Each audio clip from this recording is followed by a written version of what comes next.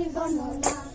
আউলি বাউলি সরকার শেষে শেখ হাসিনা আইলো দেশে, শেখ হাসিনা আইলো দেশে, হিন্দু মুসলিম মিলে মিশে থাকি মোরা একই দেশে, থাকি মোরা একই দেশে। প্রাণে প্রাণে করতে পাইলো দেশ হইল ডিজিটাল। শুনেন শুনেন ভাই বোনেরা, শুনেন সবে সব জনা শুনেন বলি দেশের কথা করি বর্ণনা গো।